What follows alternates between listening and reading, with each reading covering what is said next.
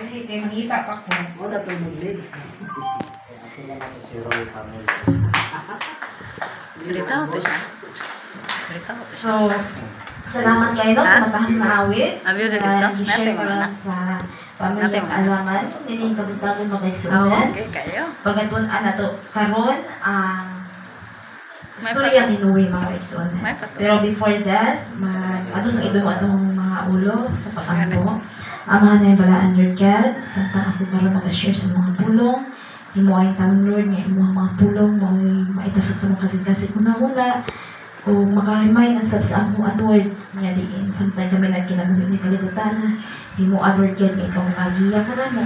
Nga anta, bigay si Satanas ng mga giya sa among kinabuhi. Ayaw kami pasanti, Lord God, nga di kami may tugpawang. Ngayon yung kadautan ni kalibutan. Salamat sa tubag sa pag-ampo. Kaya sa Jesus Cristo. Amen. Mga kaigsunan, sa gigama sa Ginoo ang kalibutan, ang sayang giingon. Go to the world and multiply. Ha? Mung kita gisulti ni Auntie. Hintay. Hindi ko niya makuha ang go to the world and multiply. Hindi na ko na mai-apply. No? Hapit na. Sa pagbuhat sa kalibutan, We know not the hour. o sa giingon ng Ginoo sus pagkahuman gyud niya buhat sa kalibutan, ang say nakita sa Ginoo, Ay katahong din. pagkatahong.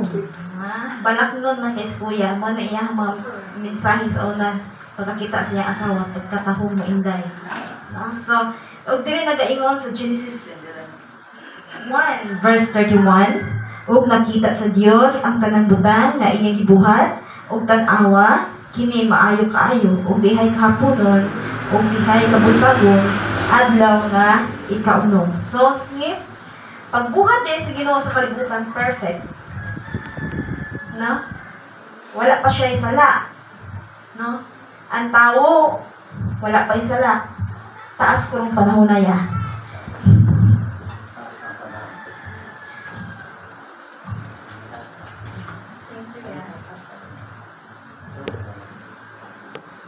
So, dili na to mga suta, mga kaigsunan nga diin sa paglalang gali sa Ginoo, perfecto ng tanan. Ang problema ng mga kaigsunan, kung ano, sa hulhog ni Satanas, natumpawak ang mga tao. Nakabatong tao, kamatayon. Malingaw ko ni Pastor Bantay sa una, daghan kina siya mga, dito pagod siya kay mga seminar siya sa mga, dili lang sa mga adult, kundi din mga seminar siya sa mga youth. And then, daghan kina mga question siya ha, then, dito kay yung mga tubag, no? Na may mga question niya, Pastor, what if kung wala nakasala ang tao? So, wala pagminyuay. Wala pagminyuay kung wala makasala ang tao. So, dili, niingon man siya, go to the world and multiply. Saan pag-multiply kung wala pagminyuay? Ana ang question, pero, ang saging ang pastor, what pa kabalo sa plano sa Ginoo? Pwede ta managhan, nga dili sa inana nga paagi, nga makasasala nga paagi. Nahimo nga magsangkon ang babaye tungod kay usa na sala tungod sa sala curse na sa tawo. Unsa mahitabo sa babaye tungod sa imong pagpakasala babaye o ikaw babaye manangkon ka o sa imong pagpanganak magabudlay ka. Bation mo ang kasakit. Pero wala pa naka ko anak ko ang Ginoo sa matod pa nila ang inahan Charlie. makapalos niya kuno ang inahan once sa ang iyang anak maminyo pod og manganak pero si mama wa pagitang kabalos nako no so in ana mahimo ma-experience lang sa imuha nga anak kung kana maminyo pod mo na nga kita mga anak di kita Minyo sa'yo. maminyo dili kita magsitubag-tubag. No, kay di lalim ang paggama. No? Dili lalim ang di paggama. Dili lalim ang unsay nga nani? Pagpanganak, no? Sa ato ang ginikanan sa tagstag sa kanato, no? Tapos dahil ingon mga igsunan nga diin kung wala nang unta ta makasala, wala nang ta makasala, di kita makaangkon o kamatayon. Di pa ta makaangkon. Dito ta utasan. Tungod sa makasasala sa tao, gipalayas na sa Garden of Eden. Pagpalayas na to sa Garden of Eden, grabe, gipabantayan pagud atong mga nagdadag pa na nga kuan nga dapat di na gyud ka balik sa Garden of Eden, gipapahawa ang tawo. O dito nagasugod, ikaw lalaki, makakaon lang ka kung magpasingot ka.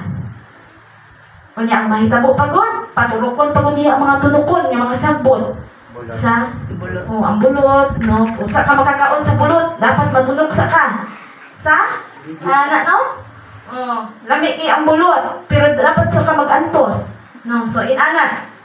So magkaigsunan sa nakita sa Ginoo nga ang kalibutan perfect man. Sa inyong muna magkaigsunan. Nagmahay ba ang Ginoo nga gigama niya ang kalibutan o ang tao? Wala kay problem na nila. Ha?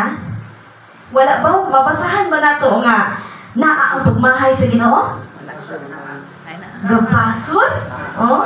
Matod pa ni Brad Javier, nagbasol?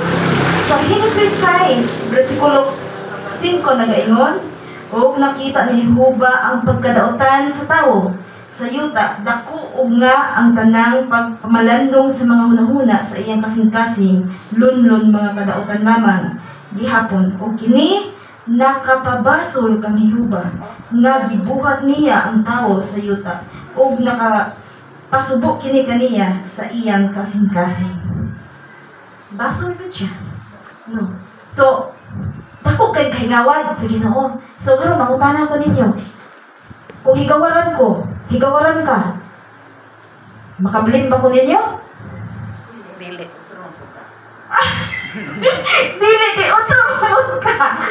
So, it means, tanan ta mga higawaran, di ay kung yung ingna, bakak na yung di ka mahigawan. No? Even ang Ginoo, nahigawad mga kaigsunan. Gabasol siya. Nga nung gibuhat pa man tao ng ulit tao, ngayon, ani man di ay. Pero meron niyang pagtanaw, nindot kayo, perfecto kayo. Pero ang nahitabo, nakapabasol di siya. Ug tungod siya pagbasol, umiingon sa Yuba.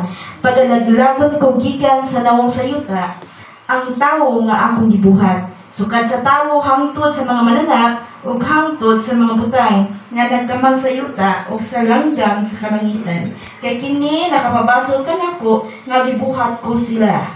No? Grabe. Ang kalimukon apil yan.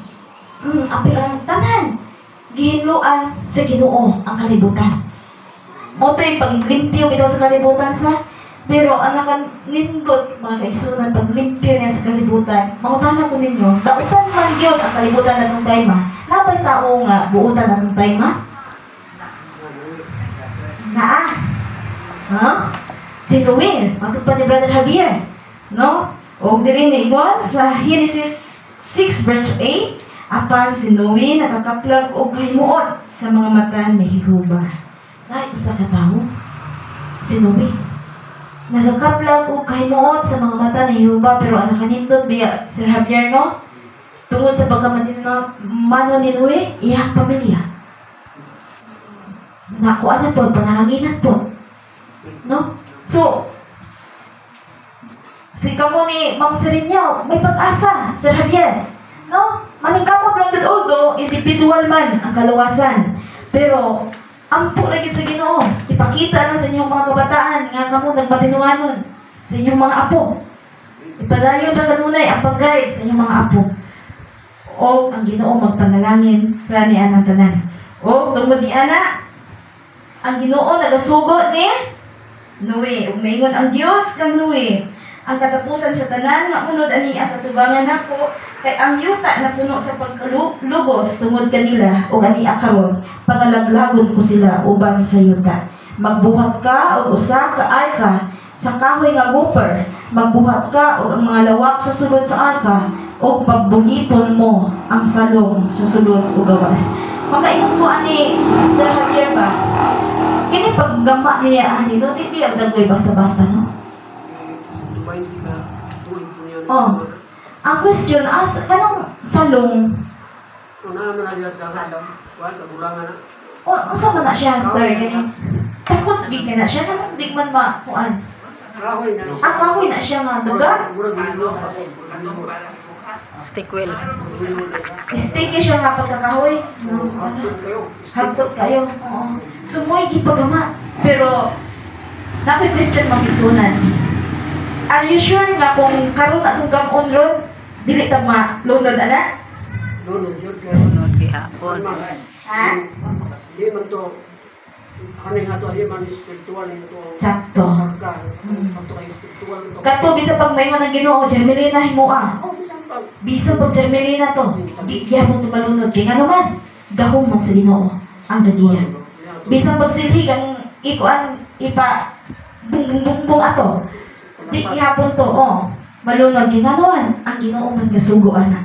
Anak ka perfect ang Ginoo og sa iyahang gahom o gibuhat kini ni Noe no ingon sa paagi sa paggama ni ini nga gisugo sa Ginoo kaniya. So gibuhat Noe. Pero makaisunan, well gabuhat si Noe sa asa na ako cellphone. Nagbuhat si Noe sa arka mga kaisunan o sa gibuhat ni Noe, well gabuhat siya sa arka. Nagabuhati? Pila ka tuig nga human ni Noe? 120. 120. Matod pa diri, 120. nahuman ni Noe ang arka.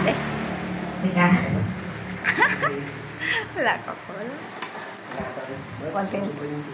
Ano? Like ako, 120. na ang countdown ni ini matod pa sa Genesis 6 verse 3, ang countdown ni ini mikaban og 120 years. Taasa. Patay na taan. Years na ha? Imagine na. Pero naunaan ninyo makaisunan. Karon sa atong panahon karon, matod ta ang pagbalik sa Ginoo way kalainan.